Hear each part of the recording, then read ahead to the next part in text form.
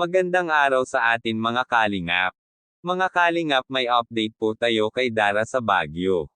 Tandang padamdam. Pero bago po yan mga kalingap, kung bago pa lamang kayo sa channel ko, baka naman po pwedeng pa-like and subscribe my channel para lagi po kayong updated sa aking videos. At huwag din po natin kalimutan mga kalingap na pakisuportahan ang ama ng kalingap na si Val Santos Matubang at Kalingap Rob Matubang, pati na rin ang viewers at reactioners. Maraming salamat po. Mga kalingap, grabe pinagkaguluhan si Dara sa Baguio kasama ang mga kapwa niya Kalingap Angels at buong team Kalingap. Kanya-kanya na lamang ang mga tao ng hila para lamang magpa-picture.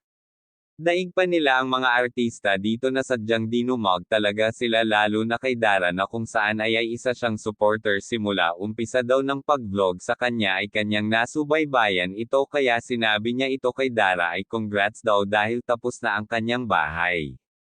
Namasyal sila sa isang night market para kanya-kanya na sila mamili ng nga damit para ipasalubong sa mga mahal nila sa buhay.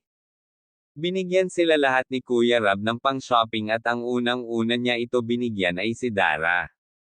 Kaya sabi ito ni Dara ay sobra daw siya nag-enjoy dito kasama ang mga Kalingap Angels, kahit hindi pa nila nalibot ang buong pasyalan sa Baguio.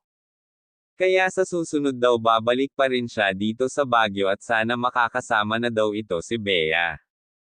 First time nila ito lahat makapasayaw ng malayo mga kalingap dahil sa tulong ng buong team Kalingap at sa lahat ng nag-sponsor kay Dara at ibang mga nag-sponsor sa iba pang Kalingap Angels. Kaya sobrang nagpapasalamat ito si Dara sa lahat-lahat ng tumulong. Kaya mga kalingap, hanggang dito na lang po muna ang ating update para kay Dara. Abangan natin sa susunod ulit na update kay Dara. Maraming salamat po. Kaya hanggang dito na lang mga kalingap.